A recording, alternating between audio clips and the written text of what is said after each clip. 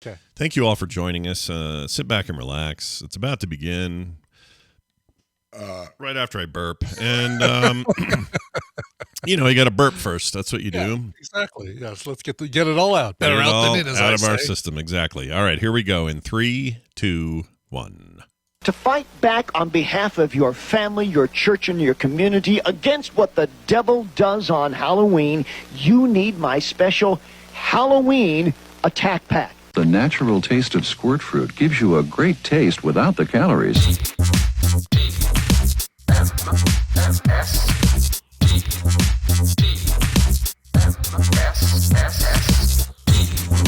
This is the morning stream. The hell you say?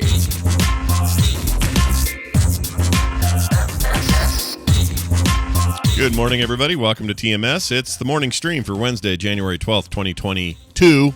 I'm Scott Johnson. That's Brian Ibbett. Hi, Brian. Look at you. Well done. Good catch. I have to really push that extra 2 out or else I'm screwing it up. That's how it works. Look, I love that theme, okay? Don't get me wrong. I love that theme, and I love the way that our live chat room responds by typing in the letters TMS, TMS, etc. Sure. Can you work in the up and away in our beautiful balloon 70s version of it at some point? We did it. We did that yesterday. Did you miss it? Oh, did we really? And I missed it. I think, I look, totally missed we it. do all these Seriously? shows. We do these shows every day, and it's easy for this stuff to bleed into each other. But I completely forgot that I did not even catch that you played it yesterday. It's like, all right, okay. What about the Bo Schwartz heavy guitar version? Now that one we haven't played that in ages. So you're right on that one. It's been a very long time. That's what I meant. Hey, Brian, we'll fix it in post. Of course, I remember that we did the 70s version yesterday. I was talking about the Bo Schwartz version. Yeah, we're just gonna fix it in post. Don't worry. Everything you said just now, it'll sound like you meant that one, and no one will be the wiser. It'll be fine. Yeah, not exactly. really. I don't edit. Hey, we're back, everybody. Welcome to Wednesday's edition of the show. Brian and I are both coming off of very little sleep for some reason. You had an excuse. You had windy stuff hitting the house, and in my case, I just couldn't sleep. I don't know what my deal was, but I'll tell you this. Maybe this is the problem. I didn't start Loki this week. I didn't start Parasite this week. But somehow I fit in 2 watchings of Mad Max Fury Road. One of them was in the middle of the night because I couldn't sleep one of those other nights, so I watched it like at 2 or something. Okay. So one of them was right after we watched Road Warrior. So yes. that was the first one, and the second one was middle of the night. I couldn't sleep, Yeah. so it wasn't like a primetime viewing or anything, but I just love me some Fury Road, so I watched. I also found some new stuff that I hadn't seen in my 30 or so viewings. I couldn't believe it. You pointed that out. It was crazy. That's crazy. There's a couple others I'll mention at a different time, but there's that. And then I got in the mood for Blade Runner, so I watched Blade Runner 2049 yesterday. And so, I got a problem, clearly. My genre knows me, and I know it, and it wants all of my time. And listen, I will confess that I had a recent rewatching of Armageddon, which is one of my favorites. One of my I'll always watch it if I can find it. I love Armageddon. It's great. Yeah. And after watching Don't Look Up, I felt like I needed to see the other Hollywood version, the fantasy version of what would happen if an asteroid were to come towards Earth. Man, that thing is a divisive thing, isn't it? I've never heard so much of a thing where people either really liked it or are angry at it and don't want anything to do with it. And I wonder. I don't get the hate. I mean, it is.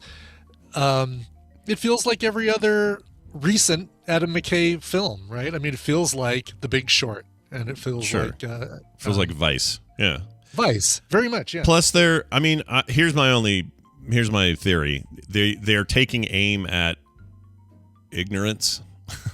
Yeah. And if you are currently in whatever your station in life is, if you've taken a position of pretending things aren't real or whatever, maybe that's offensive. I don't know. Maybe. I don't know. I don't get it. Yeah, it's definitely that. And I think you even have a little bit of this, right? Like your take on The Walking Dead. I don't want to think that people would band together in these horrible groups and kill each other for Dasani water. Yeah. Yeah, to me it feels like we would be. I've always had this theory, and I still kind of stick to it. Call it the weird optimist deep down inside me, but they would figure out a way to work together first, There'd be pockets of humanity that were actually making it work. There'd be crime, there'd be problems, there'd be issues, but it wouldn't be everybody's going to just stab everybody. Yeah. At least in my opinion. But yeah. No, I know you had that theory 2 years ago. How you feeling about it now? I still feel that way. I still feel like the majority. It's still a majority of people, I think, would still right. Okay, so you don't think we'd end up with half the people saying that zombies aren't real? They go ahead and infect me so we get herd immunity. Well, they'll be outside the gates of whatever cool community we've built. So okay. I just don't think we're going to be roaming bands of stabbers. Yeah. I love your optimism, and I support it. I never want that to change. I want your optimism is the thing that I need to balance out my skepticism and my just frank honesty and disappointment in the world. Sure. I feel you. You see things like, I know they're not the same, but you see like a hurricane or any natural disaster happen. Yeah. And you immediately see a whole bunch of people band together to help each other. And I mean, like, I don't mean like the government steps in and helps. Sure. They made at some level, little but pockets of people. Yeah, people. A guy will get in his truck and rush down to where the tornado hit and help dig somebody out. Like, I think that's our first and better instinct. It's when we go long tail on existing that we start infighting and hating each other for no reason and causing conflicts that shouldn't exist. But when something like a zombie things happen, I just think it's not going to be quite. The Walking Dead is a work of fiction, is what I'm saying. Okay, so is Mad Max Fury Road, which I love to death. You know I love it. I love it on a scale of 1 to 10. It's like a 28. But I also don't think that it gets to that level. But I sure like exploring it. It's fun. And sure enough, I mean, between the two of us, when the zombie outbreak eventually happens, I'm going to brave the zombies to go to the theater to watch Avengers 9, and you're going to stay at home and be safe. So, yeah. I mean, it's, Yeah, it all works itself out in the end. I'll be the zombie who's, roaming around looking for brains and popcorn. You're going to be safe at home. Sure. But you'll really enjoy Avengers 9, Phase 7. Yes, exactly. Phase 7, in which MODOK is now an Avenger. Can't wait. It'll be so good. But also, not to be underspoken of here, Blade Runner 2049 is really a modern classic. People should be watching that movie. It's so good. I freaking love it. I was going to bring over my Thor. Oh well. You forgot your Thor. I left it over there. I finished Thor. Odin's son, Thor. Yeah. Odin's son, and I still need to do his base, but Thor himself is done, and did some more shading, did some more fun stuff. Nice. Finally getting the hang of it. Made his hair. I did a cool thing I tried for the first time on my wet palette, which sounds like a gross thing. It does. I put a dollop of yellow and a dollop of light brown, and then I went. Like I did with my brush, kind of merged the two. So I made like a ribbon of color, a gradient going from dark brown to yellow. Oh, nice. And then I used that for his hair. So I started on the left side with the dark brown and went for the bottom. Mm-hmm. And then went about a quarter of the way in and did that for the next layer of his hair, and then went further the way in. So really created some color layering and shading and stuff like that using that thing. Oh man, I really wanted to talk about that. We're gonna talk about that tomorrow. No, I just took it. I put it in the bottom down here. We'll just shift it. Okay, good. All right, yeah, we'll talk about it at the end of the show. That's very cool. Did you sing to yourself the what do you call it? Yeah, the immigrant song. Yeah, Led Zeppelin. Yeah, do you do that while you paint it? No, because the design of this one, it's not really based on the MCU Thor. It's more based on the Siege. Marvel Comics Siege Thor, when Asgard was a floating island above Oklahoma or something. Oh, I can't remember. Yeah. I just remember that being like Asgard was this little floating island. It was Nagrand above Oklahoma. Yeah. That's what it was. Okay, now I can picture it. That's very cool. And so that uniform or the costume on this mini is based on that look, which is cool. Yeah, it's a cool look. Nothing wrong with that look. Yeah. There's a lot of better looks. I don't like classic Thor look. It's kind of bugs me, so anything else is fine. There's parts of it I do like. There's parts of it I don't. I don't like the bright yellow boots with the black leather straps going all around them. Yeah, those are bad. I was half tempted to just kind of base this purely on old original 60s, 70s ass Thor. Yeah. I've got a Storm figure coming up, right? A Storm minifigure. She's all primed and everything. Mm-hmm. Here's the problem. It's based on the 90s cartoon Storm. Oh. And for me, the classic Dave Cockrum black cape, weird little headdress symbol thing on her head. That's I kind of want to paint it. I kind of want to paint it black. I want to take a blue Storm and I want to paint her black.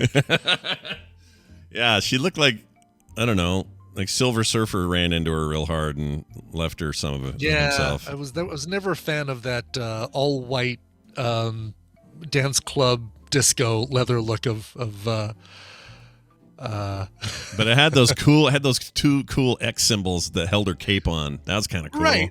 Yeah, do you need that though? No, can you you find don't. a better way to attach your cape? It's like Cyclops in all of those pockets. Yeah. And by the way, the Cyclops figure I have has all those stupid pockets. Oh, you got to draw those now. You got to paint on those. It's like that's where he puts his fidget cube and his WordPress pop socket and his mixtape. Yeah, he's got a lot of little pockets. He's got to put shit in there. He saw Batman and went, "Ooh, I want to be like that," and so he started. So I think Storm. When I get to Storm, she's going to be. There's a black version of that same '90s cartoon costume that I'll probably go with, and I just won't go with the white. All right. Well, I look forward to it and seeing what you do. Thank you. Hey, guess what, everyone? We're gonna do Battle Royale, freaking Tadpooley Feud Edition, and I gotta get Dunaway in here to do it. So let me go ahead and do that, and then we're gonna have some fun. See if you can win some prizes. You guys know the phone number 801-471-0462. In case you don't, you can call in live right now. Participate yourselves. Let's give it a whirl. I may have started the music too soon because Dunaway hasn't picked up yet, so we're watching him do the Rings of Ringage. Oh, no. I feel good about him picking up at some point here. The other day, I do too. I feel like he's going to pick up at some point. Yeah. The other day, he we were trying to do Play Retro, and he was in the shower and just forgot what time it was, and so Really? So maybe that's where he is today. I don't know. I was just talking to him this morning, so hopefully he answers. Oh, poor guy. We were just discussing something. Oh, there he is. Hi, Brian. Hello. There he is. Oh, hi, Scott and Brian. Oh, hi. Oh, hello. How you feeling there, COVID survivor? You feeling all right? Oh, hi. Okay, so I'm in the part of the COVID that is the part that not everybody talks about, but the part that sucks the worst, in my opinion. Oh, Yeah. Yeah, what's It's the that? part where you're like, you're just exhausted. It's like, why am I so tired? Are you sick? No. Yeah. But I just can't. Yeah, man. That stuff wrecks you. I was talking yesterday. I'm very glad this isn't you, but back in April of 2000, May or April of 2020, I have this neighbor who got it, and he ended up really getting hit hard by it. His lungs are just like grated cheese. It's just so bad. And so he's still on oxygen all this time later. Oh my God. Barely move. Right. It's this whole thing. Wow. And he, just the other day found out that he's now developed out of nowhere, and he can't control it. He doesn't know why, but he has a stutter he can't get rid of. Oh, that's And the it- worst. Wow. I know, and it's so crazy. I know. I know. I came on a little dramatic at the start when I first started the call. Like it's the worst part. I know. Could be No, much okay, worse. there's It always could somebody worse. Yeah, and I don't mean to say, hey, buck up, bucko. Someone's got it worse. That's not what I mean. But he's got this like this. Everyone calls it long COVID, but it's just stuff we haven't figured out yet. yeah. And there's like neurological stuff, and Yeah. he regrets. I already have immune issues anyway with psoriasis, which a lot of people think is just a skin disease, but it's a lot more. Yeah, than it's a that. reaction that has to do with your immune response and stuff, right? Like Yeah. So my immune system is already jacked up all the time, going, "Hey, what you doing?" It's like, let's try to heal you, and I'm like, I don't need to be healed. Yeah. I got it. Too bad. Back off. We're gonna overheal your skin. Enjoy. Right. Yeah. He wishes he had gotten vaccinated. Now that guy. Yeah. At the time, he was like, whatever, I don't need it, and then now he really wishes he had. So, anyway, I hope you continue to do better, and that you're full of energy and vim and vigor and piss, before you know Ew, it. gross. Yeah, I'm not any of those things. Well, they say if you drink pee, you can overcome COVID now. That's what they tell you in certain circles. Who is they, and why would they say that to a giant idiot said that. Some idiot. Proof right here. Yeah. Kevin Costner as the Mariner does not have COVID. Oh, science, right? Yeah, there. you never saw him get it in the movie. I'm pretty sure the other guy did with the eye patch. Can't think of his name all of a sudden. Dennis Hopper. Here you go. I couldn't think of it. Never seen COVID. You ever seen COVID? You ever seen COVID? Kim Coates. Why am I not able to connect to the Tapuli feud? Sometimes it takes a while. Sometimes it's taking a while today. Yeah. Yeah. Sometimes you have to let it sit and log in, and sort of spins for a bit, and then you'll get in. It always lets you in though. Okay. It's in. Good. All right. So we're gonna. I should take a call. Shit. Hold on. I haven't done that yet. Take a call. Shit. Here's one. Let's find out who called in and is now on the phone now. Hi. Who's this? Mark from Dayton, Ohio. Well, hello, Mark in Dayton, Ohio. How are you? What's going on in Dayton? Anything hot? Anything cool? No, just working from home. Ah, that's nice. That's pretty cool. Sweet. You read the Dayton Daily News, Mark? Is that a Dayton Daily? Did you at one point read the Dayton Daily News? Yeah. Yeah. At some point, papers were a thing, and you read the paper. They were a thing back then. Well, awesome. It's good to have you here, David. I have high hopes for you and your winning status today, but Brian here will have to explain how this works. Did I give him the wrong name? What's his? You called him David for some reason. Oh, what's his name? Right. It's okay. Mark. Mark. Shit. Why did I say David? Because it sounds like Dayton. I don't know. Okay. Sorry, Mark. David. Hey, we're glad to have you here, Chuck. Yeah. All right, go ahead, Brian, and explain the rules, will you? Will do. It's time to play the Tadpool Feud. I've surveyed the Tadpool on some nerdy topics, and Scott and Brian will have to predict the answers that they gave us, and it's their job to see how many of those answers they can guess. Mark, David, your job is more important than ever because you're going to be working with either Larry or Pete. If your team wins, you get a prize package that includes Hive Swap Friend Sim. Oh. Hive Swap Friend Sim. No That's idea really what it that says. is. Yeah. And Hive Swap I know of, but Friend Sim? I don't know what that is. I don't know what that is. And Black Future 88. Ooh. Which seems like the past to me, but maybe, Maybe it's 2088. Yeah, 2088. Ooh. Maybe. Anyway, those are the games you can win, courtesy of Wesley. And let's see how these guys do. They need a topic, and I will tell you that this topic, we had 580 answers, and over a fourth of them were pass or I don't know, which is by far huge. the largest number of passes and I don't knows that we've ever had in this sort of thing. I still think it's weird they even bother if they don't know. Do you know what I mean? Like, why? Well, they have to put something. Yeah. Once you've seen the question, you have to do something. Yeah, you can't. Yeah. You don't get to see it without. Yeah, but could you just close the blank? You could just close the browser window. You know what I mean? Well, then you don't. Then you don't answer anything. And I gave him a survey with multiple questions, 20 questions. Oh, it's not just okay. In my head, I'm like, oh, it's just one question. Yeah, no. Okay, now I get it. All right. Yeah, no. This is a lot of past, but that's okay. There's a lot of good answers. Can I pass too? Pass. Sure. I almost included his answer as like the number one answer. The number one answer would have been pass, by the way, if hilarious. I did that. Nice. Or I don't know. I just combined them all into one. All right. Hands on your buzzards. Okay. Here you go. Name a movie that kills off its main character Scott. Before what happens? I'm not going to finish the question. You can buzz in. Executive Decision. Show me Executive Decision. Oh, I made it. That's great. I made it. Number 5. I'll repeat the question for Brian. Name a movie that kills off its main character before the third act. Oh, wow. I think kills off the main character for the third act? Before the third act. Yeah. That's assuming that it's a 3-act arrangement, right? I guess. I'm trying to think of what kind of weird gimmicky thing has happened. An Executive Decision was the one that jumped straight to mind. Sure. Mine too. It Give me 5 seconds. Yeah, you can give me 10. Ain't gonna matter. I COVID hit, and then this is a really hard question. What hard question's not the answer? I'm gonna go with Home Alone. Home Alone. Okay, good. Thank you. Very Hold early on. on. Yeah, another buzz. There you go. All right, Scott, you've got Mark on your team. The two of you are in control of the board. All right, Mark. Anything jump to your head? Oh man. This may be the hardest question Yeah. ever. I think it is. I think it is one of the hardest questions we've ever asked. hard. And once you get through a couple of these, you'll be like, Yeah, "Oh yeah, okay." Now I get it. Yeah. Exactly. Made all the more awkward by me calling somebody David. So there's that. It's all right. So what do you think? Is anything jumping to your head? Oh man, I'm trying to think. Main character, right? Main character. Main character.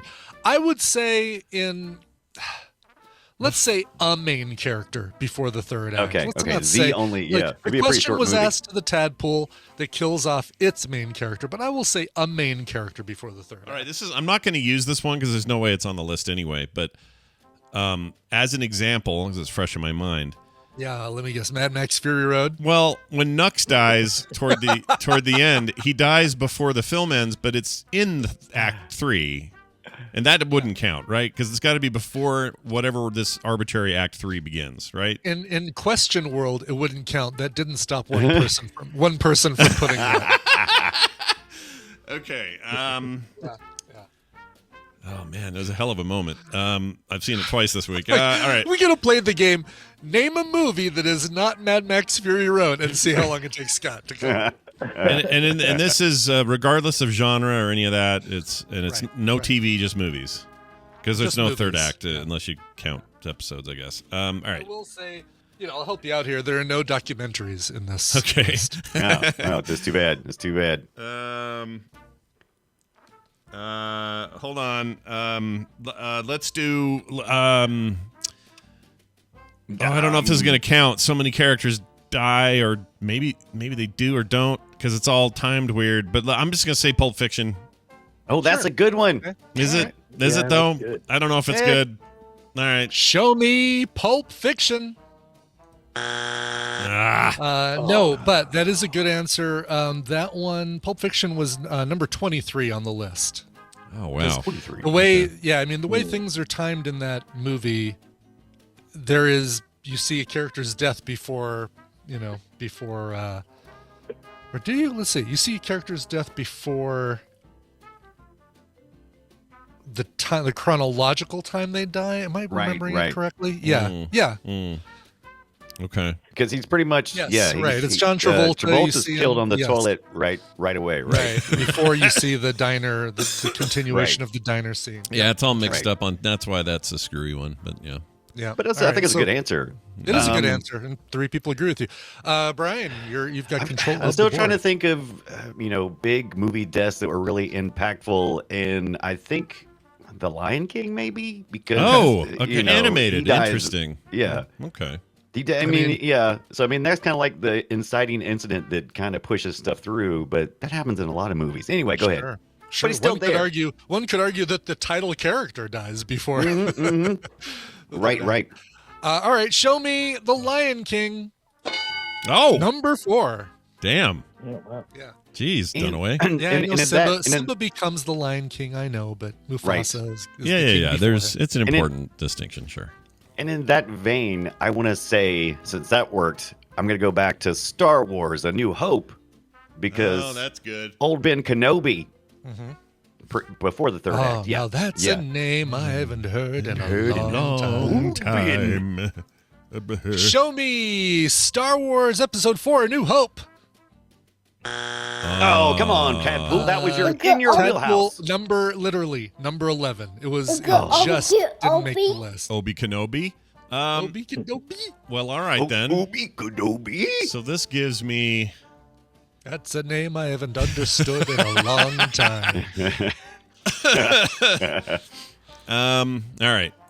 Let's think here, Mark. We got an opportunity here to steal this. Oh, yeah, What you about- do. And this is a stretch, but Okay. what about RoboCop? Oh, that's a good Technically one. doesn't die. He's but dead. He gets messed up really bad, and then they bring him back as a Yeah. I mean that. Yeah. He's not the I mean, it's a same stretch. for sure. He's barely Officer Murphy by the time he gets back. Burpee. Let's go with. Let's do it. Let's throw this thing out and see if a fish is there. Go. Sure. Show me Murphy. Damn it. Tied for 41st place. One person said RoboCop, but I would totally, it totally fits. I would have allowed it. Yeah. Tied for 41st. That's a long way down. It is. I feel like we're just going to open this up suddenly. We're just going to figure it out here in a minute, and this is going to be. You will. This is You going to totally flood. will. Yeah. Maybe. Yeah. We'll see. I just thought of one. All right, go ahead, Brian. Oh, what was it? Nope, not telling you. I was thinking, you know what? Go back. This is a little hint that will just help you. This is what just helped me. Go back in time on Film Sack movies. It might help you. Right. Well, that's what I've been doing. That's how I kind of. But it just. I don't know how I got where I did, but just thought of one. See, this feels right, but it's not. It. Did Deadpool actually die? Did Ryan Reynolds actually, and would the Tadpool think it? Is the second question. Yeah, did the Tadpool think it? Right. That's the more important of the two questions. Yeah. All right. No doubt. Is that what you're going to say? Yeah, is that your answer? I don't like it. It doesn't feel good. Doesn't feel safe. Yeah, Deadpool. All right. It's in the name. Okay. All right. Deadpool. Okay. It's in the name. Show me Deadpool. Yeah, I didn't think so. Technically, it's Deadpool 2. You see him blow up, but Okay. Deadpool That's slash right. You're Deadpool 2. Let's see. Also And I'm tied getting for the comics 41st confused, place. Tied for 41st? That's amazing. All right, you want Dave here? Dave. Shit. Mark, here's the one I thought of. Alien 3. Ripley dies in the third act. So, and she's more main character than you ever get. And I realize they brought her DNA back for 4, but that doesn't count. She died in the end of 3. So give me Alien 3. Well, also Newt and what's his face is also dead at the very beginning. There's a lot of deaths in that one. Yeah, that one's got tons of deaths. But if we're talking third act. Oh, wait, before the third act they die? Third act. Yeah. Before the third Once act. again, it's what the Tadpool thinks. Yeah. Right. You know what? Let's stick with Alien 3, but it's those other characters. So I'd give just any Alien movie. Yeah, that's how confident I am. Everything but the first one, pretty much. But yeah, I'm gonna say Alien 3. Okay. Alien 3, Brian. Alien Okay. 3. All right. I was just waiting for you to take your finger off of the checker so that I could jump you. Yeah. Here we go. Show me Alien 3. Oh, come on! Strike 3. What if you see dead people? Does that count? I'm gonna go with this. The Sixth Sense. The Sixth Sense. There was two of them I thought about at the same time, and I'm gonna try this one because Scott's out anyway. So yeah, I'm gonna go with the Sixth Sense. Yeah, might as well. All right. Show me the Sixth Sense. Oh, yeah. Bruce Willis is dead in the first 3 minutes of the film. Yeah. He's dead. He's already dead. He dies before the opening credits roll. You just don't know it. I think we can say spoiler alert. Yeah, spoiler if you haven't. 1999, All right, a long time ago, but yeah. I've got another one here. Patrick Swayze was dead just about the whole time in Ghost. Roadhouse. He's like the wind. Sure. All right. Show me Ghost. Oh. Number 10 answer. Well, nailed it. That ensures a win, I believe. Yeah, it did. Actually, well, it did already. Sixth Sense. Yeah, once he said Sixth Sense, it ensured the win. Actually, once I got 3 strikes, it ensured it because he was. Oh no, because we had the lower score. Yeah, we would have still had a chance. Yeah. Damn it. Sixth Sense was his deal. All right, Brian, you can keep going with your COVID brain that seems to be better. Well, than I was just trying to think of every brain. dead movie that I could think of. Every dead movie. Every dead movie. Like where the main character walks around and is a ghost the entire time, kind of thing. Yeah. Like Ghost Dad. Can I do Bill Cosby? Ghost Dad, no. Sure. Yeah, Ghost Dad. Can I do Bill Cosby? Is that what you're going with? You're going with Ghost Dad? All right. Go. I've already won. I already won. Why not take a shot at the 3-point line? Yeah. Show me America's dad, Ghost Dad. Yeah. Oh man, I'm shocked by that. Shocked. To tell you. Yeah. But that somebody actually did. Again, tied for 41st place. Ghost Dad. Nice. Let's go through the rest of these. Probably the biggest shocking main character death of all time occurred back in 1960 with Psycho. Oh, duh. Oh, the mom is dead the whole time. Yeah. Ah, damn it. No, not guess the I mean- mom. The Jennifer Jason. No. Was it Jennifer Jason? Vivian No, Lee. Vivian Lee's Lee, character yeah. dies like, you think she's Right going at to the very be the beginning. main character. You're right. Yeah, what's her Yep. boobies mom? What's her boobies? That's what I you said. can't What's think of her boobies? name. The one that showed her boobs a lot when she was in horror movies. Now she's great. I Oh, like Jamie her. Lee Curtis. Yeah, Jamie Lee Curtis's mom. Sorry, Janet Lee. Right, not Vivian Lee. Janet Lee. Yeah, yes. There you go. Thank you. Someone in the chat getting after you? Is that what's going on? A couple people in the chat are getting after me. How about get these damn sharks out of this damn submarine facility? Samuel L. Jackson, Oh, the Deep yeah. Blue Sea. That's a good one. Was that before the third act? I guess it was. Yeah, it's Yeah, like oh, yeah.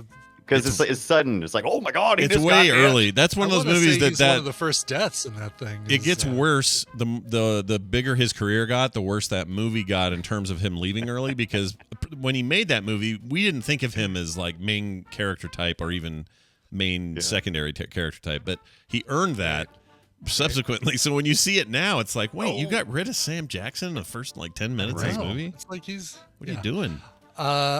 Here's the one that I kind of throw a little question at, but okay. Scream.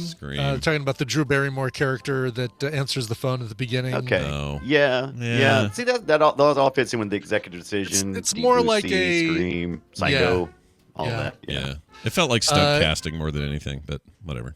Yeah. Right. Here's no, she's not the main character. Dice Tomato. Dice Tomato is having a tantrum in the chat room. Yeah, about no, we know who's about the main the- character and who's not. Let me pull up chat. Yeah. Once again, it doesn't matter. Is what the tadpole says. Yeah, it really Exactly. doesn't. Right. Facts It don't totally matter. doesn't. Exactly.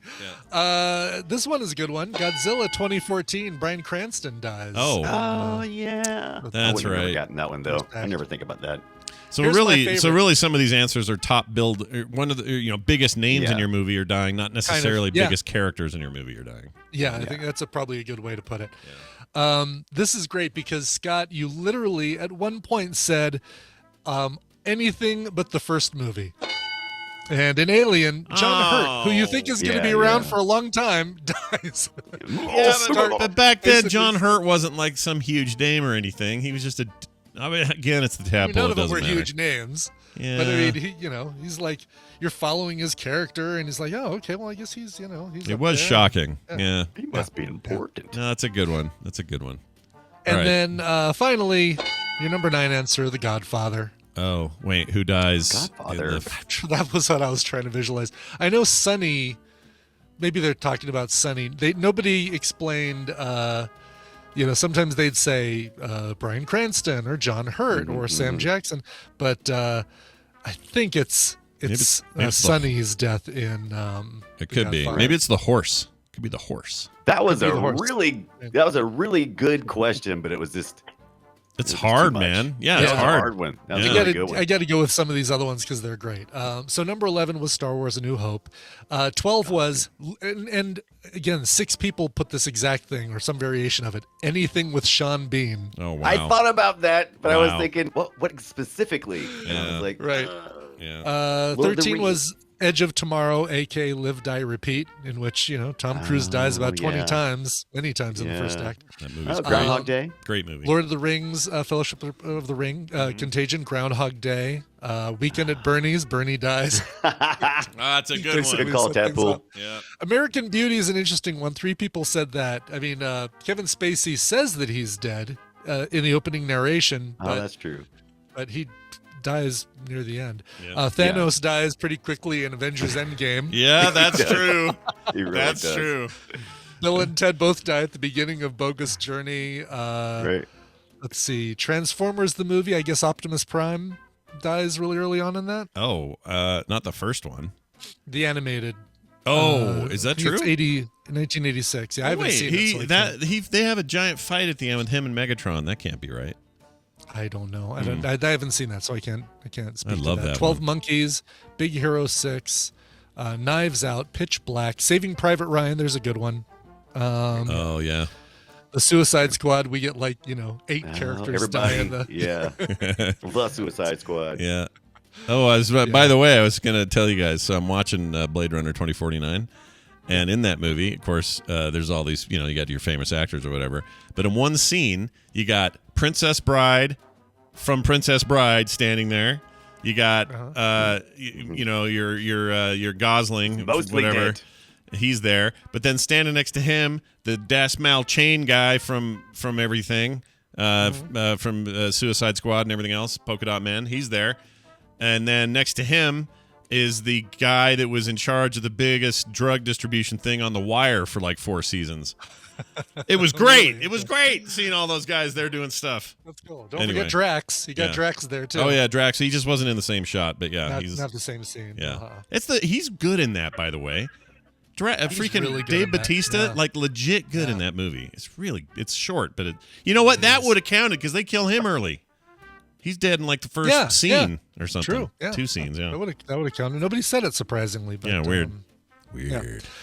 Sadly, this means that Mark, you did not win. Yeah, but we kept you on the line for a real long time. That's like winning. We called you the wrong name, kept you on the line. Yeah, this is great. It's been great, right? You loved every second of it. Tell us how you feel about your win loss. And it was a hard question. It was a hard question. Yes. Well, I really liked. Yeah, I liked having you on. And look, if you ever go down to the courthouse and change your name to David, I'd be honored that you did it. We'll see you later. Bye. All right, there goes him. Hey, well done, Dunaway. That was fun. And COVID brain or not, I think you did just fine considering how hard today's thing was.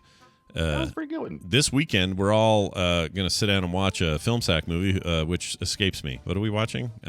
We're watching Batman Begins. Oh, right. Batman Begins.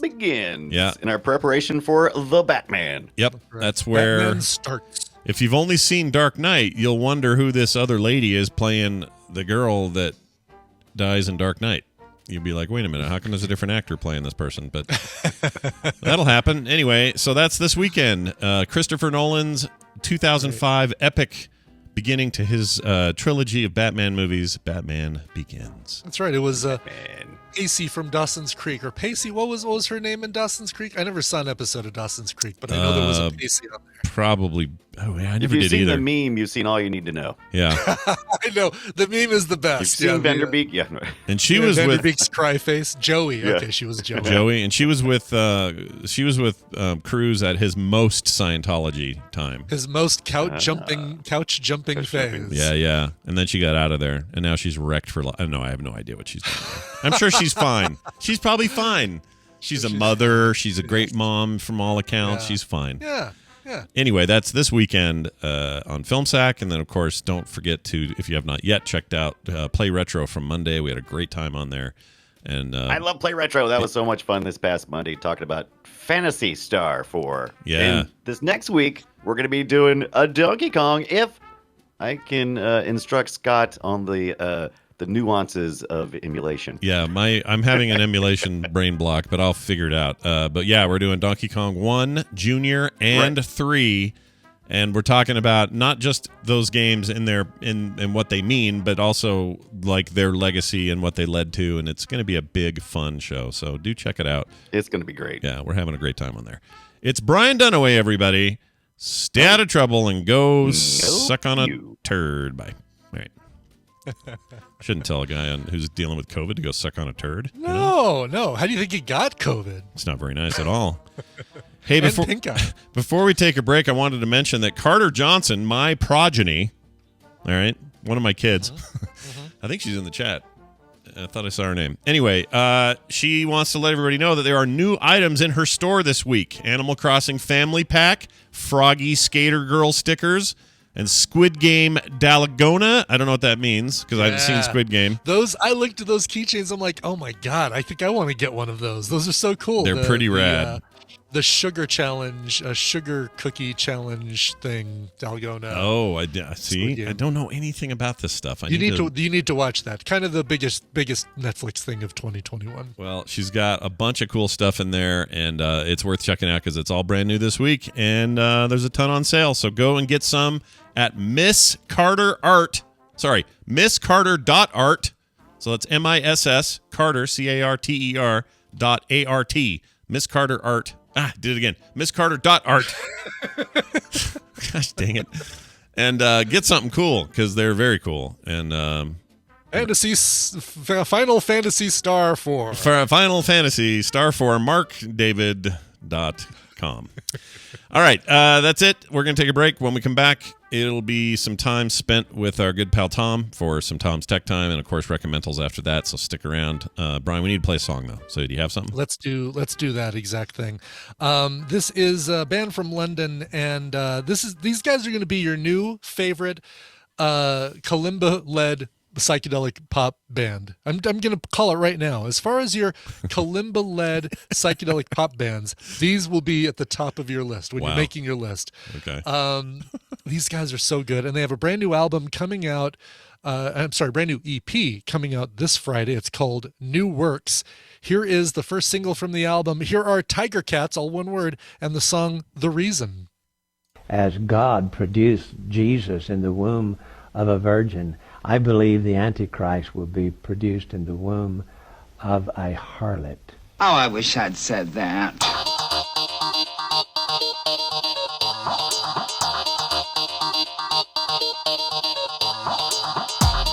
The Morning Stream. I'm still stuck on Pumbaa.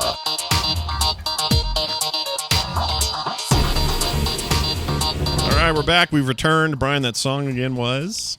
That song is called The Reason by Tiger Cats from their brand new album, which is called New Works. Very, very nice.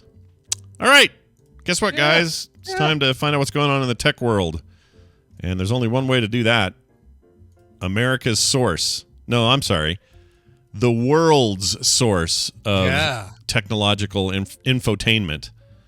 Coming right up here if I play this first. With the computer, as with any tool, the concept and direction must come from the man. That man is Tom Merritt, and joins us in this post-CES world to tell us what the heck is going on. Actually, Tom, how did CES go on the whole? Do you have like an overall on it, like a take? Like an over-under? Yeah. How did CES go on the whole? Yeah. I don't know. In person, it went small. I did not go. Right. But there are about 40,000 people did, which is, down about 130,000 from what you might expect if there was no pandemic. So it was a ghost town, and I almost regret not going to Las Vegas just to see that. Yeah. Just to walk the show floor with no one on it. But overall, the announcements were, I think, pretty good. Now, if you compare this to 2019, 2018, it might feel a little light, but not a lot. If you compare it to, say, 2007, 2008, even 2009, 2009, I guess, during the financial crisis, might even be a little better. Yeah.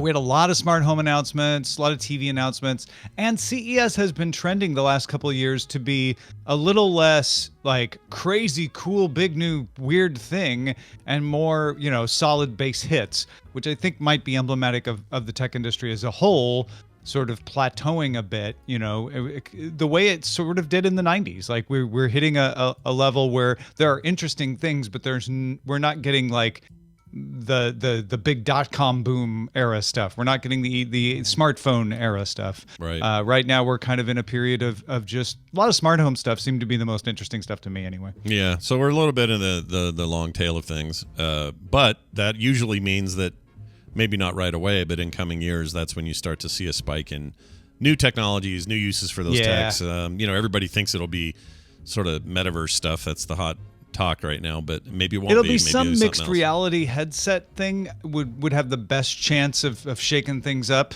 Is my guess.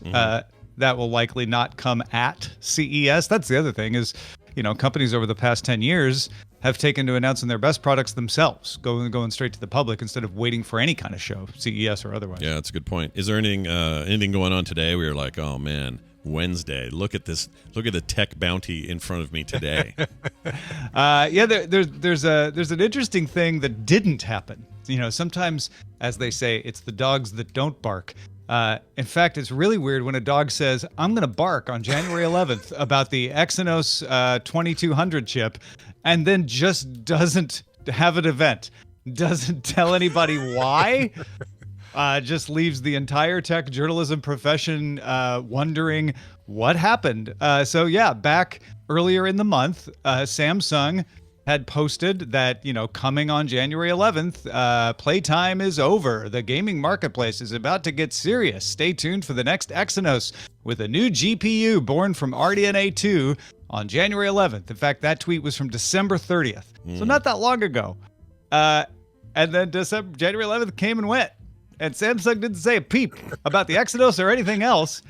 Finally, at around 2 p.m. Korea time today, so very early in the morning, my time, Samsung said, we are planning to unveil the new application processor at the time of launching a new Samsung smartphone. Oh. There are no problems with the AP's production and performance. We'll be taking no further questions. He did not. That's weird. Isn't that weird? It's really weird. Wow. There's a lot of speculation. A lot of folks saying their sources say this has been a rocky launch and has struggled to really get this together. But their social team definitely didn't get the memo because, geez Louise, if you're going to announce a date for a thing, you got to say something at least on that. It wasn't date. just the social team. Samsung across the board was like, "Yep, January 11th, we're going to have an announcement." Boy, howdy! Look forward to it. It wasn't like a social team gone rogue or somebody. They created a video, Scott. Yeah, there was a video that ended with "See ya, January 11th." That's a really, really odd thing. I don't know. Yeah. Do we have any? I can't think of another time where this has happened with that level. Like, this is Samsung. It's not like some small podunk oops company. It's a big, giant international conglomerate that can't do this, or they can, I guess. But this seems crazy to me. Doesn't this affect things like? However, I don't know how their stock stuff works over there, but you would think it would ding them for being weird, right? Maybe. Samsung is such a huge conglomerate that this kind of thing doesn't push the entire needle, because don't forget Samsung does white goods and financial services and so much more than just phones. But it's not good. It's not a good look, no matter what. Ars Technica passes along, this is from Ron Amadeo, that Ice Universe saw on Sina Weibo, or said on Sina Weibo, that heat problems with the GPU, with AMD's GPU that goes with it, might be the issue. And there's a lot of infighting in Samsung about who dropped the ball over it.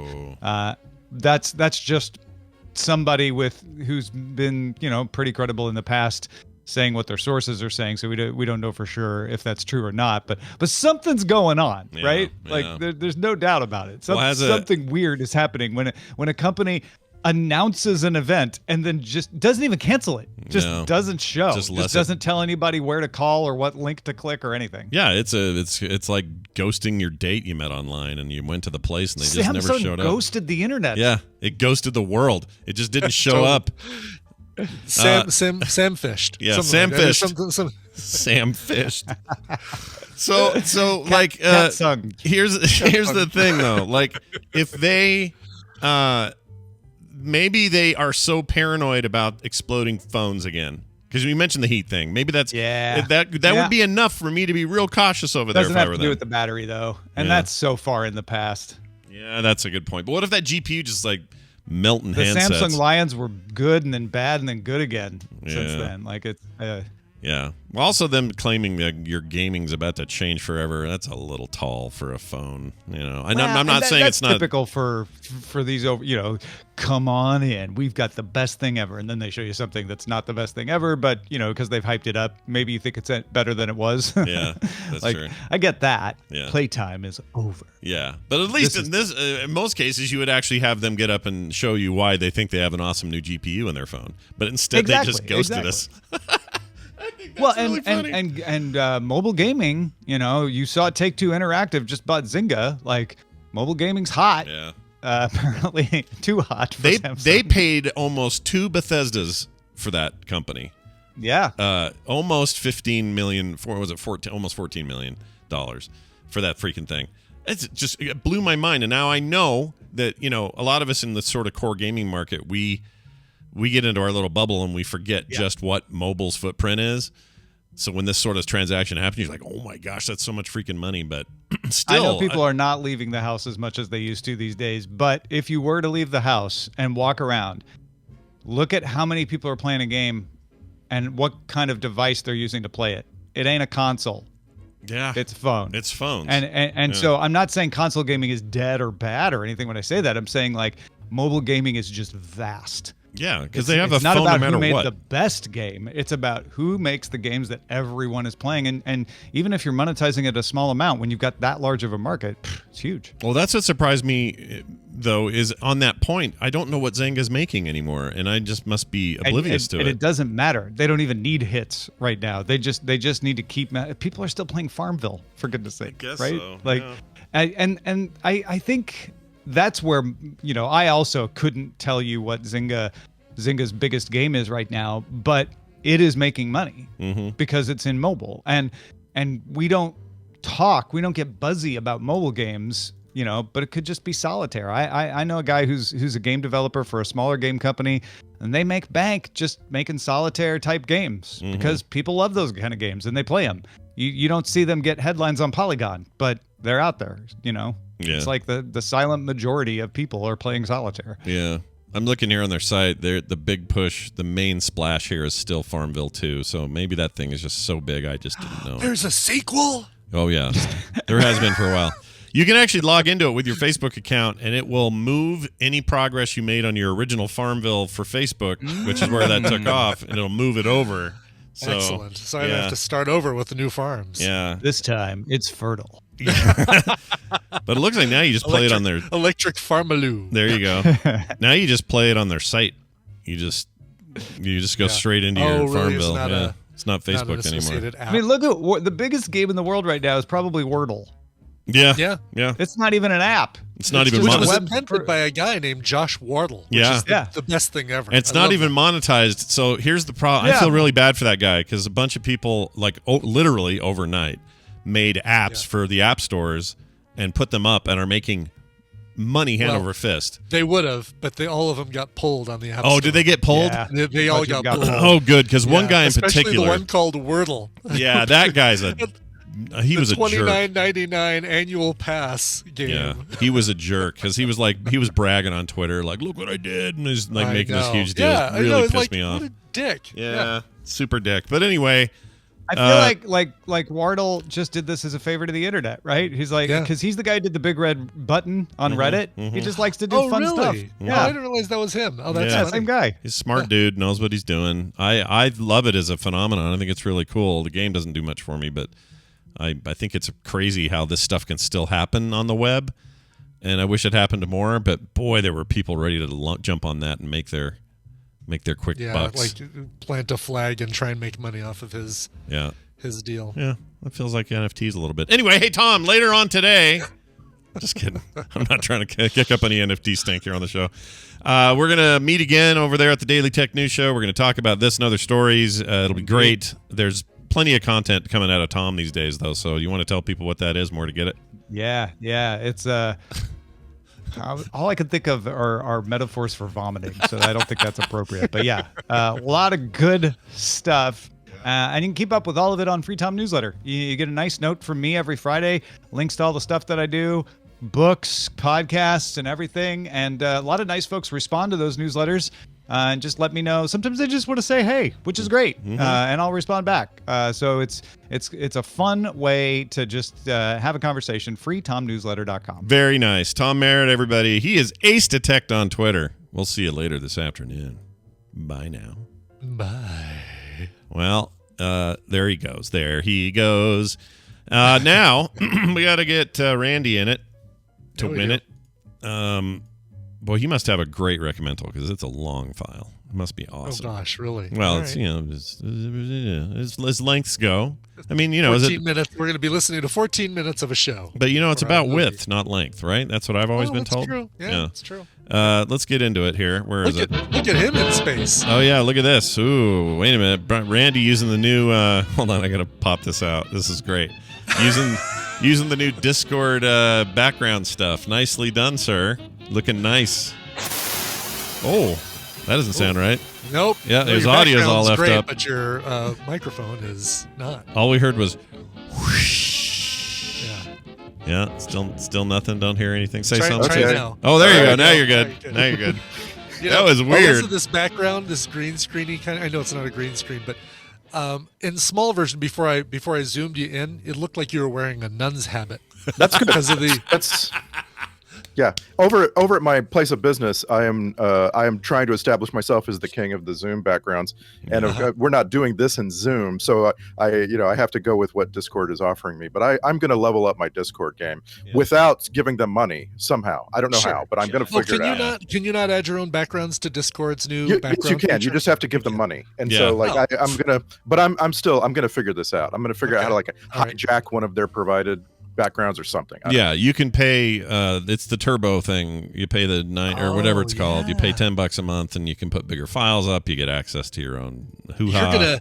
You're gonna open the package of the application file, find the resources, look for the graphic, and just replace it with the same name with your own. That's what you're gonna do. Yeah, that's what you're gonna do. That's do. hacker stuff is what that is. Yeah. Elite hacker stuff. Yeah. Can you pull out your elite hacker skills? Can you do that? I can pull anything out that you want, Scott. Well, there's one thing we won't be pulling out, but we will be pulling out our recommendations today. Yes. Our Recommentals.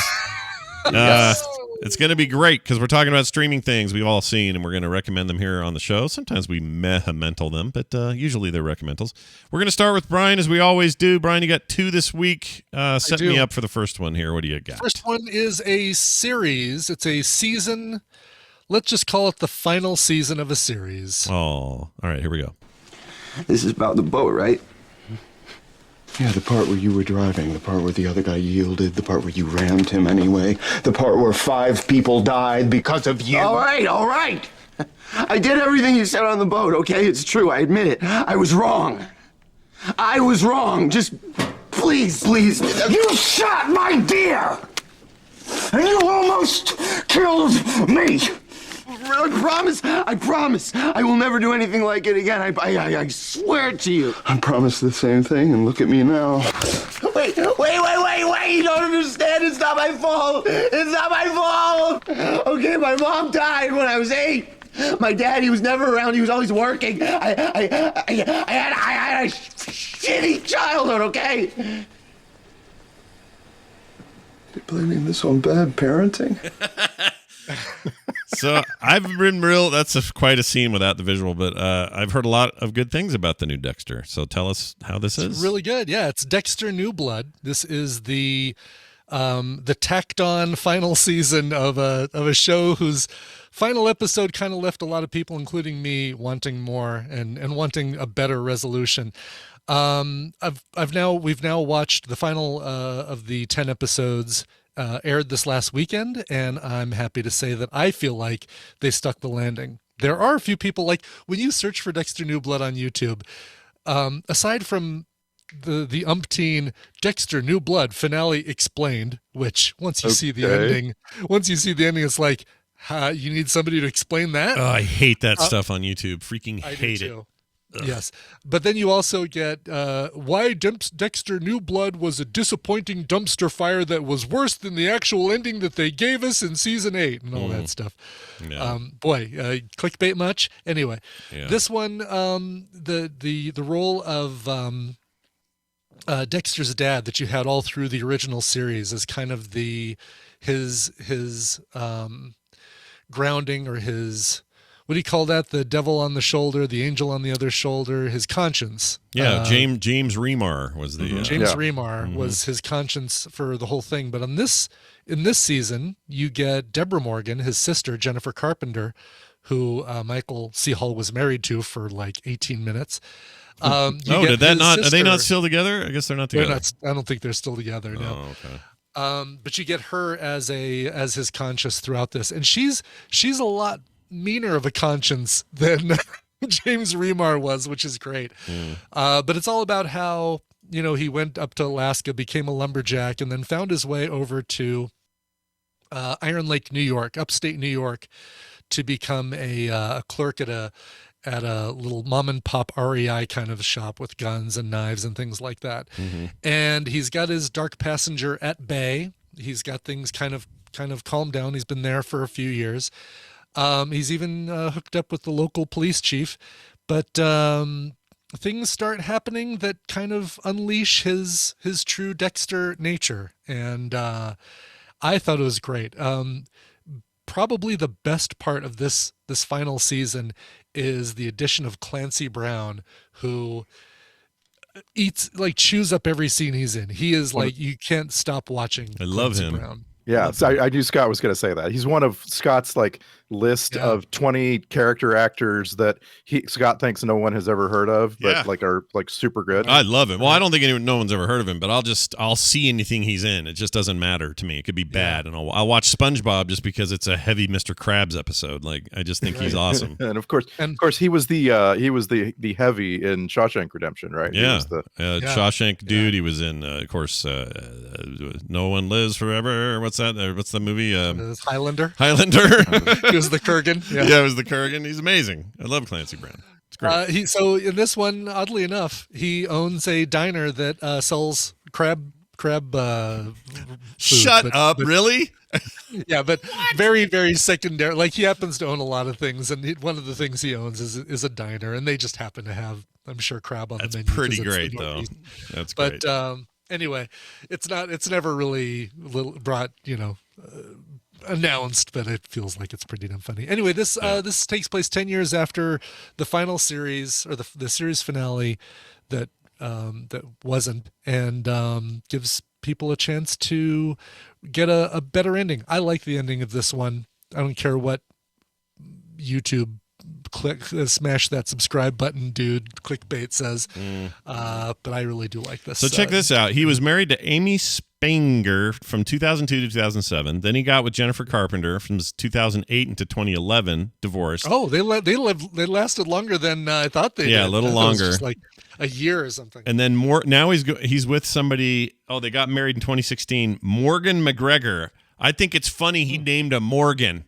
Don't you think? No kidding. Yeah, that's really funny. Or he married Dexter a Morgan. Morgan McGregor. Yeah. Guys, I don't think I would marry Dexter. I think that's like, that seems like a stretch. Not a good idea. A little bit. But you know what? It's interesting to me, though, that if he was married to Carpenter till 2011, is it weird working with your ex on the show revival? You know what I mean? It's gotta be. Yeah, it's gotta be. Weird. Yeah. That was still during. So if they divorced in 2011, there were still 2 years of the original Dexter run. Oh, yeah. They were together, working together. That's a good point. They're probably used to it then. Maybe that was probably a lot worse. Yeah. Those 2 years. I wonder if he, the lesson is don't make out with your sister. That's the lesson. Yeah. Give me the final. Let me have the final big question answer. Do you see, could you imagine a Dexter New Blood 2? I could. Yeah. Oh, okay. Do you think they got some? Because this did pretty well ratings wise, is my understanding. So they could do some more. This did pretty well. I could see something continuing after this. Yeah. Okay. Right. This is on Showtime, so your best bet is to sign up for a free Showtime account for 7 days. Watch all of this and then do it. Or if you have Apple, you can get a combo Paramount Plus and Showtime deal for whatever you're probably already paying for Paramount Plus. So like $7 a month gets you the combo of Showtime, and then you can watch Yellow Jackets. You can watch Star Trek Discovery. I hear the list, man. You're really you're selling us. Star Trek Prodigy, Star Trek Lower Decks, maybe a Love Island or something. I don't know. Yeah. You can catch that Picard you might have missed. Oh, Picard, there you go. Yeah. Anyway, wait, isn't there? There's a new Special Forces thing that everyone's raving about. Oh, really? SEAL Team something? Not SEAL Team 6, but it's like SEAL Team TV show. Yeah, here it is. It's called SEAL Team, and apparently this is like really good. Like, people are like, whoa, this is like Homeland good. Unless you didn't like Homeland. Showtime, or what's it on? That's what I'm looking for. It's on one of the things you said. Oh, CBS would be on that Paramount thing. It'd be on Paramount Plus, yeah. Yeah. And I just looked it up. Paramount has some great movies too. They've got Amistad, Hugo, Master and Commander, Interstellar, Election. Like they're a movie studio, right? Yeah, sure. Yeah, and I'm hearing, and one person said it's not good. Matuba says Discovery's kind of crap this season. I've heard the opposite. I've heard that Star Trek Discovery finally found its legs this season, and is now back on the main storyline start and end per episode, kind of like TNG and Oh, really? Yeah, Discovery was a real hard start. Like that first season was Game of Thrones in space, and they just really the writers were trying so too hard. Yeah, I like what's his name a lot. I can't think. Jones. Yeah, his character saves the whole thing for me. For I whatever love that reason, we're scholars of what Scott Johnson likes. I love that. No, it's great. I also know that he likes the actor that played Mallorca, Captain Mallorca, and all the people that play characters are the names I can't remember. Harry Potter's enemy's dad. Hold on, we know him. His name is Jason Isaacs. Jason Isaacs, yeah, exactly. All right. All right. Anyway, Dexter New Blood. Go sign up for the free Showtime thing. Watch it. You get 7 days, I think. So. All right. Clip number 2. What do you got here? Clip number 2, limited series on HBO Max, and there's at least one voice in here you will have no problem recognizing. All right. Here we go. It's just I need you to promise me something, Tabitha. You see, I've done something rather silly, and it might sound bad, might sound very bad even, but it's not what it seems. Not at all. It's not what it seems, and just needs a little bit of clearing up, that's all. So that's why I need you to promise me. I need you to promise me that you won't tell the police. There you go. Can you promise me that, Tabitha? Because I can't. I can't let Susan down. Do you understand?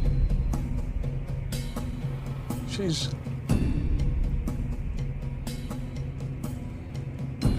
very fragile. Finally, the VM Varga spinoff I've been waiting for.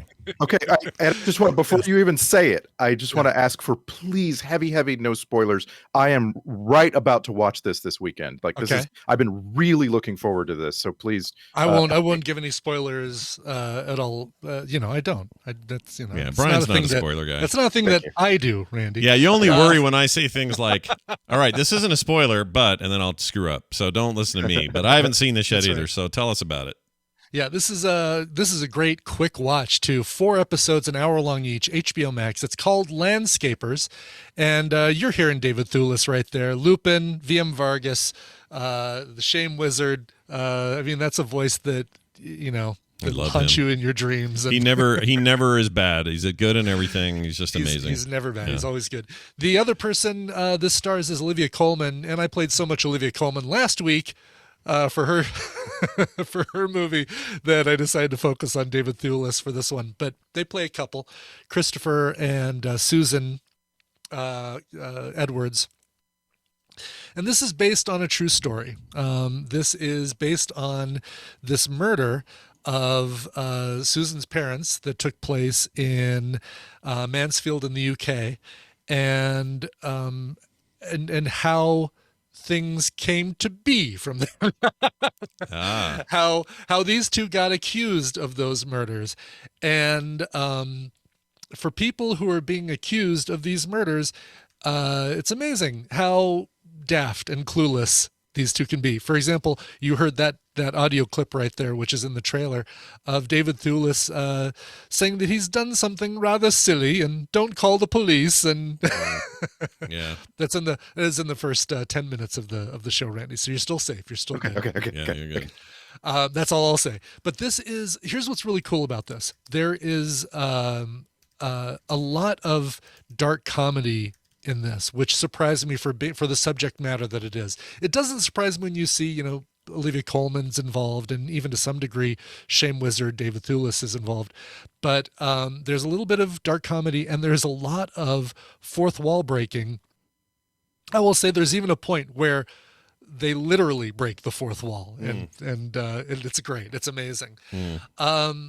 It's a lot of it is told in flashback, and even some of it is told in spaghetti western. So interesting, Scott, you'll enjoy that as well. Oh yeah, I like the spaghetti westerns. Did you guys know? I didn't know this, but David Thewlis played Lord Darius Crowley in World of Warcraft Cataclysm.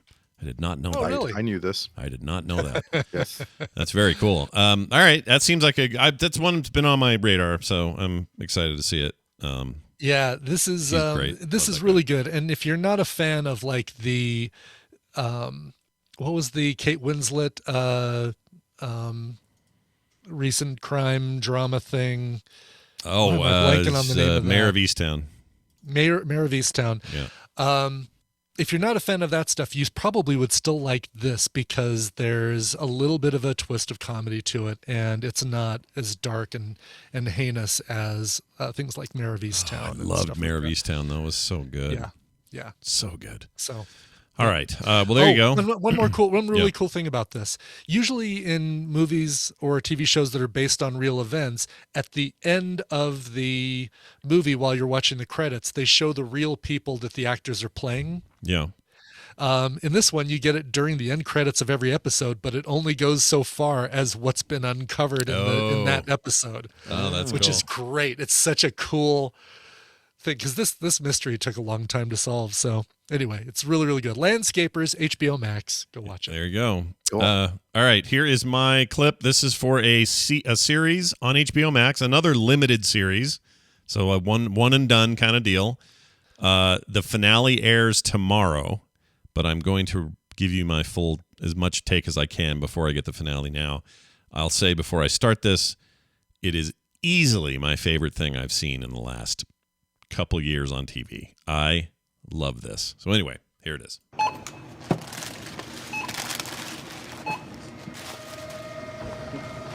Hey, excuse me? Is this because of that thing?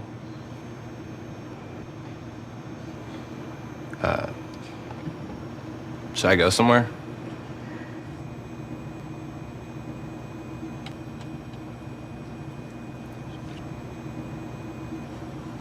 You should go home. This strange and awful time was the happiest of my life. All right, I kept it nice and vague. I want people to see this and not have any idea of what they're maybe getting into except some broad themes, which I'll get into in a second. But this is Station 11 on HBO Max, and it's based on a best-selling book from 2015. You're going to hear me say the next thing and be, I can't do that right now, and I understand. But the entirety of that story is based on a big mega super flu that ended up taking out 9,000 people for every one, or 900 people for every 1,000 people. Wow. So it's a pretty lopsided in favor of the virus kind of scenario. But it's the flu leftovers is what you're saying. Kind of, except this movie or this show is not at all what you might think it is. It's important. That background's important to know what happened to the world, but it doesn't actually matter. Once it does matter, but once it happens, it's the lives and the story of the lives that are told after that are just absolutely fascinating. And there's this is not Walking Dead or a movie that's apocalyptic in the sense that everything's bad and now we're going to kill each other, and it doesn't go those places. Instead, it tells these really interesting stories of these various characters, and it does it over a 20-year period, but it jumps around. And normally, I don't like jumping around timelines. Not my favorite thing in TV shows or movies or anything. But this is so unique to the degree that they will sometimes do a recap from the previous week's episode, and the recap has stuff in it where you're like, I don't remember that last week. How come that's in there? And they do it on purpose. They put stuff in there you haven't seen yet. And then that episode, you might see it. Or even 2 episodes later, you'll see the thing that the recap showed 2 weeks ago. And it's weird. Okay. And it's not confusing. It adds to the experience in a way that is, I've just never seen anything like this. Like, I don't even know how you get away with it. It's crazy, that stuff. But even if you skip those recaps, and it's okay if you do, you'll still get everything. But them doing that really messes with your head. You're like, now, wait a minute. Is she there already? Like these kind of weird questions in your head. It's got that girl. Oh, I don't have the IMDb up, and I forgot her name. Mackenzie Phillips? No. No. Brandy did what I did. Mackenzie Davis. She was Yorkie in the Black Mirror episode San Junipero. Like, Yes. she is And incredible. also Halt and Catch Fire. And also Blade Runner fantastic. 2049.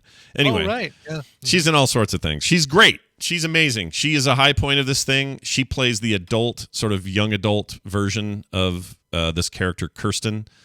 And the girl who plays her younger self, like 20 years previous, is played by this girl named Matilda Lawler as young Kirsten. That girl is a freaking revelation in acting. She's really, Awesome. really good. And you know how some stuff just hinges on a child's acting? Like if you're going to make me want to really not be taken out of your show, your movie or whatever, if the kid actors are on point or they're directed on point or whatever, it makes such a huge difference. This kid, freaking amazing. She's so good. Right. Well, this has Himesh Patel, who we mentioned a couple weeks ago in Don't Look Up, right? Yeah, he's in that. Oh, yeah. Smaller role in that, but he's definitely in that. He plays a big role here. His arc is incredible. Lori Petty's in this. Very interesting character for Lori Petty. Enrico Colatoni, the guy that plays the "We are so happy to have you," that alien guy. He's also Veronica Mars' dad. He's in this very small role, but one of the most interesting things I've ever seen him do. Freaking Tobias is in this, right? And it's a dead serious role, and it's great. Like it's almost like he finally got around to doing something like his old pal from the Mr. Show with Mr. Bob Show, and yeah. David. Like he finally got to do something serious like his old buddy there, and he's really, really good in this. There's this running thing about Shakespeare that affects everything. The way the story is told has Shakespearean elements to it.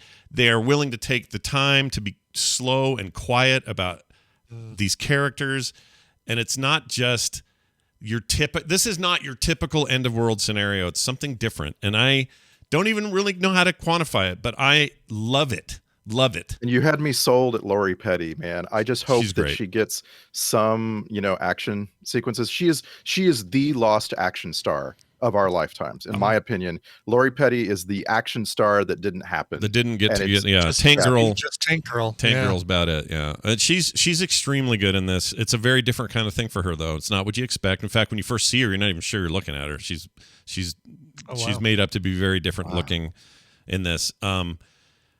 Oh man, I can't. That's right. You have both David Cross and Enrico Colatoni in there. Vacuum tubes. Yeah, you got both of them. Oh yeah, that's Peter true. Siegel would be perfect. That's true. I don't know that they ever share a scene, but that's a funny connection. It is just an amazing. It's amazing. I kind of want to go read the book and find out what all the fuss was about the book, because that was a big deal back in 2015 when it was published. But this is really something.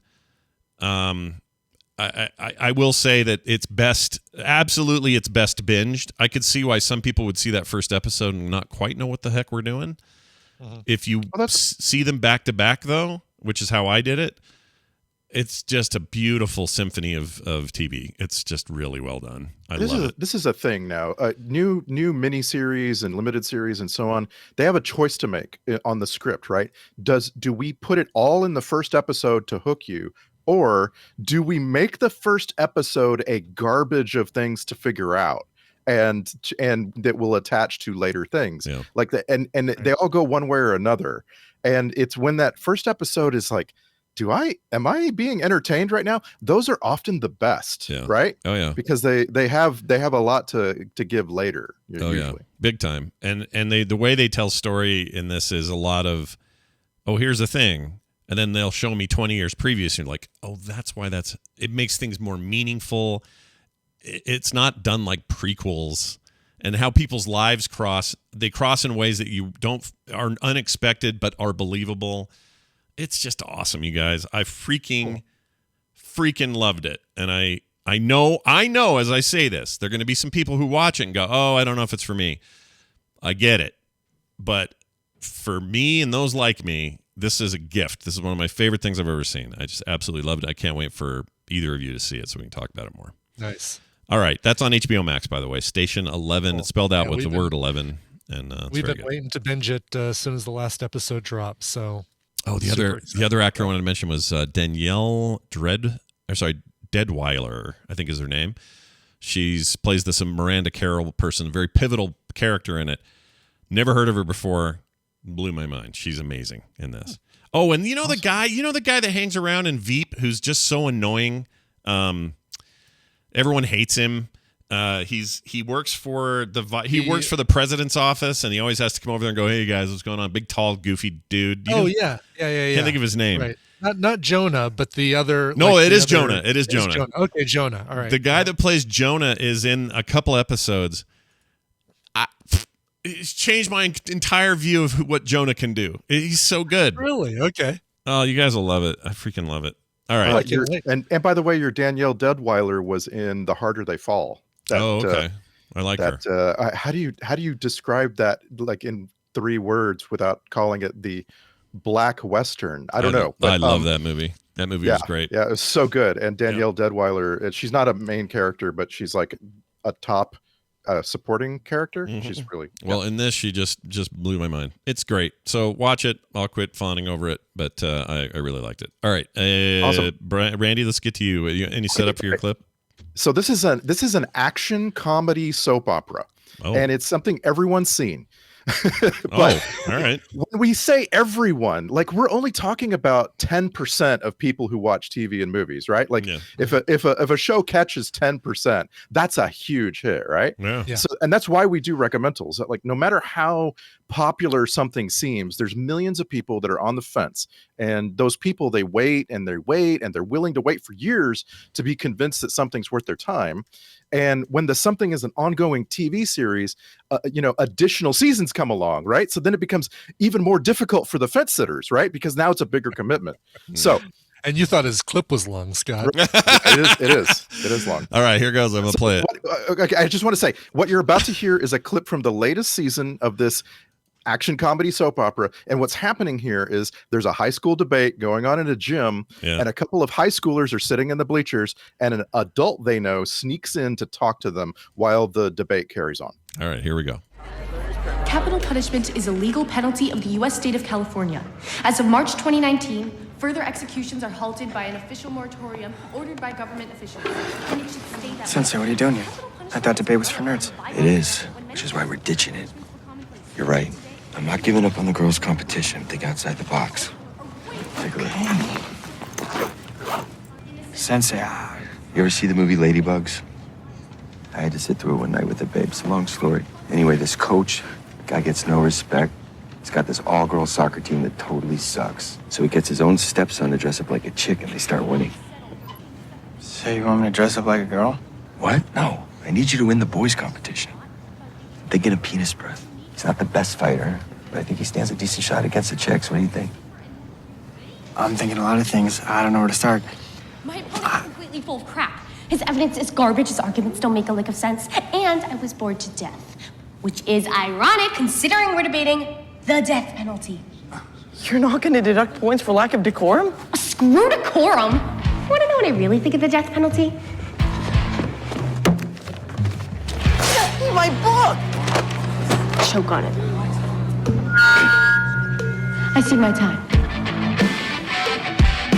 Sensei, that's the girl I told you about. And she loves extracurriculars. Get it, Bert. I just found the most badass girl in the valley. No idea what this is. No idea. Oh, really? Oh my gosh, yeah. Wow. Okay, this is Cobra Kai. And I need you to watch Cobra Kai. I still haven't watched any of it. My wife watched the first season. Really? None of it. Wow. So, and this is the thing. Like, this is what I'm talking about. It's now completed its 4th season on Netflix. And by the way, Netflix is a flat out a TV studio. Like, Netflix is the biggest TV network around, right? Like they're making more TV like this than any of the traditional 3 channels, right? Yeah. So like, this is a ridiculous, it's a farce of a thing. But I think that a lot of people who haven't seen it yet aren't going for it because they think that it's just one of those like extra unnecessary things that people have been doing lately, like a passion projects, like that those recent seasons of Arrested Development, or you know what I mean, like where you watch that and you go, oh, it didn't recapture the original. I'm telling you, Cobra Kai is a whole other thing. This is not at all an attempt to just recapture the Karate Kid. You know, it's a soap opera for starters, and you gotta give you got kind of like check your brain on that, right? Like, it's ridiculous the way the characters get along with each other or don't. The way it has rules like soap operas do. In this particular one, in Cobra Kai, one of the rules of the show is that every single episode has to have a premiere fight between two of the main characters. and there's a point, like, you're in the fourth season now, and you're like, I don't know how they can shoehorn a fight into every episode. You'll start an episode going, who's going to fight this time? Jesus. But they always figure it out, and it's always fun. That's the main thing here. It's a fun show. Well, I need to get around to it. I just haven't done it. Yeah. I keep It's hearing worth good it. things. It does so many different things than you'd expect with the characters, and it kind of makes Johnny Lawrence a little endearing a little bit. Yeah, somehow they figured out a way to do that, which is crazy. He's by far the most interesting thing about Cobra Kai, right? Because he is sort of the main character. Like it sets out to make Johnny Lawrence and Daniel LaRusso the main characters who can't get along. They can try to get along, but they really actually can't ever get along. And so you might think that it's just a story about middle-aged Daniel LaRusso, and he has kids now and his business and so on.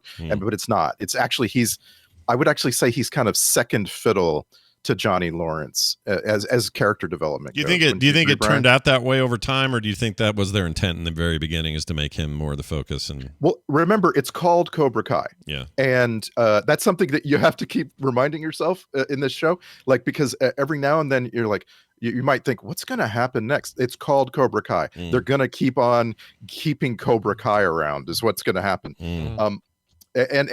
So like I say, it's the fourth season. It's good. Like, that's the main thing I want to get out there. Like, everybody I've talked to who watched the show has just been like, fourth season's my favorite. They love how it ends. Oh, really? Even though the end of the fourth season is troubling to say the least. It's a show that's firing on all cylinders for what it is. Let's be really, really clear. This is not high drama. This is absolutely cheesy soap opera crap. Did I hear that they brought the third dude back, the third movie bad ponytail, guy? Ponytail dude. Terry Silver. That's great. Basically, everyone who survived the movies is gonna come into this series.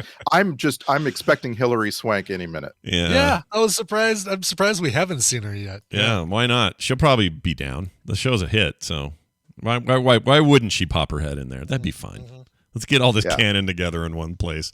All right. And by the way, the guy who plays Terry Silver, you might remember him from Karate Kid 3 as not a good actor. Yeah. And he wasn't. That was 35 years ago. He wasn't a good actor. Yeah. He like Karate Kid 3 is a piece of crap, right? Yeah. But that guy has become a very good actor for this, for what he's called on to do here. Like, he's so much better than he used to be as an actor. He kind of pushes people around with his acting prowess. It's really cool. We still haven't gotten Teen Witch though, right? The love interest in Karate Kid 3 that goes down to get the bonsai tree from the crashing waves with Daniel-san. Who was that?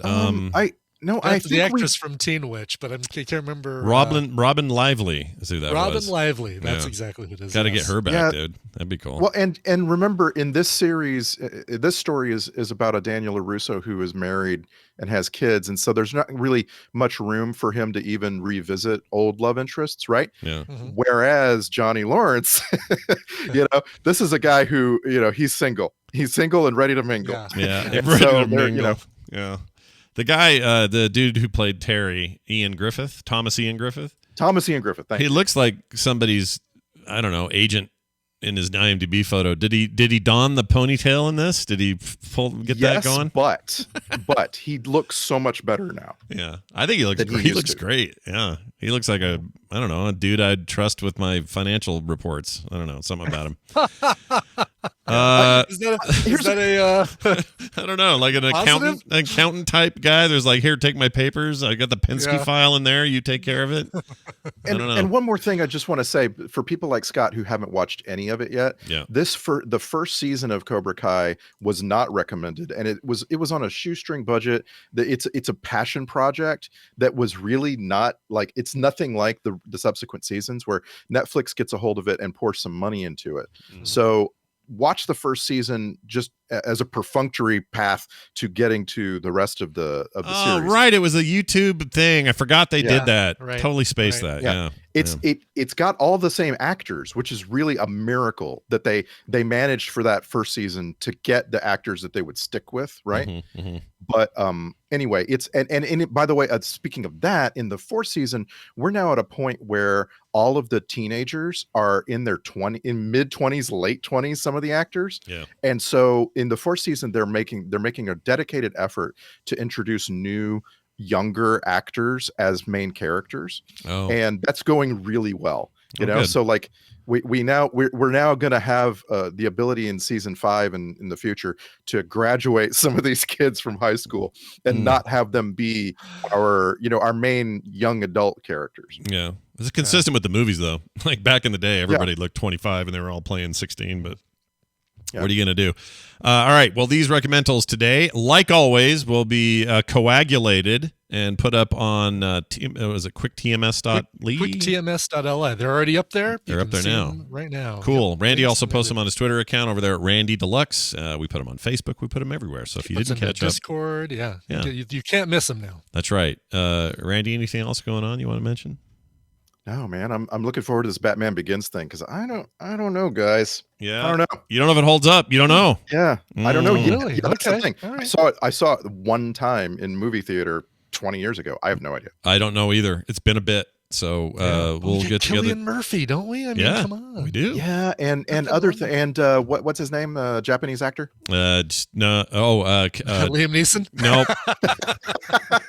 I can't think of it. Ken Watanabe. Oh, he's so good. He's one of Christopher Nolan's favorites. I'm shocked Nolan never made a movie where Watanabe was the lead. Yeah, that would be cool. I loved him in Inception, but he needs a bigger role. So that'll be this weekend. Filmsack.com for details. Randy Jordan, aka Randy Deluxe. Have a great day. We'll see you later. Bye. All right. Always leave him, not able to answer. Yeah, that's my exactly. It's well done. Yes, it's my goal, and I think I'm pretty good at it, to be honest. All right, here's whoops, sorry, I didn't mean to play that. I was on the wrong tab. Hey, look at what we got here at the end of the show. It's a couple of quick things. We got a bonus mashup. Brian, do you ever wonder what the origin of the indie in the middle was? Have you ever wondered? No, I remember that we started doing it, but I don't remember even why we called it Indie in the Middle. I remember we just decided not to have 2 covers per episode or a cover and a mashup. We started doing an indie song in the middle. Well, good news. Jamie has been paying attention and tracking this sort of thing, and he knows the origins, and he prepared this. So let's listen and find out the very beginnings of the Indie in the Middle. One more thing I wanted to kind of tell me about the music this week, because this is rad. I'm excited. This is a special week this week, so we are taking off half our covers this week. Oh, wow. Every episode this week is going to have a cover in the middle of the show, but we're going to end with a brand new independent artist or label, or independent artist or band. This is really cool, and I'm really excited about this because I get so many emails from labels that I have to say, well, yeah, those are great songs, but if they're not covers, I don't really have a way to promote them. And I don't want to do a whole new podcast of stuff like that. So this is something we're trying this week. Want to see what you guys think about it. And we should do them in the middle of the show, because then I don't have to worry about YouTube shutting down. Oh, that's not a bad idea. Yeah, because the last song I always cut off anyway for the YouTube part, not for the audio. Oh, we'll swap them. All so right. the song I've listed as first song, swip swap. Swip whopping. Yeah. Swip or swatch that. Brian and I are into song swapping. I don't know if you guys knew that or not. Sometimes I'm with his music, sometimes he's with my music. You never know. Okay, so put the flip them around the song there. I've listed as first song into the last spot. Okay, awesome. No, that's cool. That's a really good idea in that way. Yeah, at least this week anyway, or whatever, however long we do them. Yeah. And now we do them forever. Wow. I don't know when we coined the indie in the middle term, but that was the origin of it. I mean, it was practically there, right? Because I said, all right, we'll have the cover in the middle, and then we'll have an indie song at the end. Yeah. And we did everything but say, all right, the indie will be in the middle. Yeah, that was great. Wow. I love stuff like that. I didn't realize that it was because of a technical, like a YouTube issue that we said, let's put the indie in the middle. Yeah, and then YouTube started kicking me in the butt and canceled my freaking account because the indie started flagging it. And so now we don't play either live, but we put them in post, so... I mean, he's got Brian pays his dues. I do. I pay my dues, and these are like the indie songs are ones that get sent to me to say, "Hey, please play this on a podcast." Yeah, please play this. And YouTube's like, robot detected a thing. We do not like to comply. I hate it. Hate it. Yeah. All right. A couple quick things. An email from Jeff Eck. ECK is his last name. He says he has some math for us. Here you go. S&B, I'm listening to you talk about states that allow riders in the backs of trucks and the math that came with it. There's a great mental math trick I want to share. X percentage of Y is equal to Y percentage of X. All right? Yeah. From Brian's search, it was 30% of states. On the show, we learned that 30% of 50 states could be 17 or 18, or almost 20. But if you apply this trick, you'll find that 50% of 30 is always 15. LTST. Love the show, though. Jeff Eck. Yeah. Okay. So 50% of 30 is always 15, but 30% of 50 is not 15. No, it's not. You're right. You're right. So I'm actually questioning this now. So hold on a second. X percent. So X percent could be anything of Y. Y equals Y percent of X. That's not right, is it? Because that's like saying it doesn't seem like it'll always. Because if you say 50% of 30 is always 15, but 30% of 50 isn't 15. So let me. I want to do some really quick. So 30% of 50 would be 50 times 0.3. Correct? Correct. Everyone would agree on that. That's how we did it in high school. So I assume so. Oh, hold on a second. Yeah, this is absolutely right. Is it right? Is it right? I seriously thought that 30%. Oh, you know why? Because we were saying I was coming up with a third of 50. But not 30%. I was doing 33% of 50, and that's why I was getting. That is totally on me thinking of, getting 33 confused with. Yeah, this is totally right. Yeah. Now I get it. Okay, well now we've learned. This is fantastic. Thanks, Bobby. Look at 30% of 50 Bobby is absolutely Franks. 15 dummies. He says. I'm gonna miss what. So what's our new segment on Tuesdays? Tuesdays we got a big hole opening up. Anybody want to? Maybe somebody would like to do a math class on Tuesdays instead of our science segment. Huh? A math segment. Yeah, maybe we do math. Bad idea. William also sent in a correction to our email address. Is this? He says, just so you know, the Taco Bell Pass isn't a subscription. There is no recurring fee. You just have to buy a new pass when your old one expires. Wow. That's weird to me because why wouldn't they want to? Dumb. Yeah, dumb. Why would you make it automatically recurring so that you capture people's money? Yeah, I don't understand that. That blew my mind when he said that. And I went and checked, and he's right. It's not recurring. That's great. So, I just assumed it was when I signed up. You still haven't gotten a taco yet, have you? I did. We went yesterday. I got one yesterday. You did go yesterday. Okay, so good. Yeah, I forgot to mention that. So I got one. It was after the show, so obviously I couldn't tell you today. But I got a Taco Supreme. I got a soft Taco Supreme because I had a reward for one. Mm-hmm. And Kim got a burrito, and they have chicken wings at Taco Bell, and they're good. Really? They're legitly good. I was Brian. I was beside myself. I still don't know what is real anymore. I couldn't believe it. I saw that and thought, well, there's no way those are going to be good. They blew my mind. They're crispy, crunchy outside. After 2 p.m. in store or on the app from January 6th through January 12th. So today is the last day that you can get crispy chicken wings from Taco Bell. I might have to go try it again one more time then. I didn't know they were ending it. They're fantastic. Yeah. Is it just a trial right now? Really? Yeah, it must be. It surprised me. Do you have different flavors, or is there like... Oh, that's a good question. Kim did the apps, I'm not sure. But I think they may do like... Man, I got to look now. Why the heck wouldn't you make that lunchtime thing? Like, why available after 2? Great. So yeah, that's weird. There goes half of your potential purchases of crispy chicken wings. Very weird. Yeah, I get maybe getting them at night. I don't know, but they were. I couldn't believe it. Still shocked that they were as good as they were. Yeah. All right, there you go. That's your emails. Send us your emails. themorningstream@gmail.com. Join us on our Patreon, patreon.com/TMS. And a reminder to check out Carter's store. She makes really cool stuff up there. And this is an awesome new bunch of stuff at misscarter.art. So I will be that dad one more time and tell you to go support my kid. misscarter.art. That's it. We're out. Brian, play a song. What do you got? Yeah, I was about to buy I was about to order some Taco Bell for lunch, get some wings and my free taco, and I'm not going to do it now. So you just lost a sale, Taco Bell. Jerks. Run for the border, you a-holes. That's right, exactly. Yeah. Hey, Thomas Bro wrote in. He is from Denmark, and he says, hi, I'm from Denmark. That's what he says right there. The country with real holes in our coins. Oh. And today, I am a level 45 nerd, so why not hear some good music? Thanks for all the shows. Love, Tomas. Nice. You had to play a birthday thing for me. Oh, that's right. Happy birthday to you. I got really good at interrupting you with it, but now when you give me space, I forget. Is that weird or what? It is weird. Yeah. The continuing our happy birthday on the 13th of January cavalcade of 13th birthdays, with number 2 of 4. Here is Tomas's request. So he wanted to hear any cover of the Cranberries. This, the one I'm at play here, these guys had my favorite cover of 2018. It was a cover of Heart of Glass by Blondie. It's a band called Twisted Pine, and they use a lot of, they're a analog instrument band, right? Lots of guitar picking and violin, and I think maybe even banjo. Ooh. Could even be washboard in there at some point, I think, maybe. Anyway, I love these guys, and I love the lead vocalist's voice. She's just incredible. Here is their cover of the Cranberries' Dreams. See you guys tomorrow.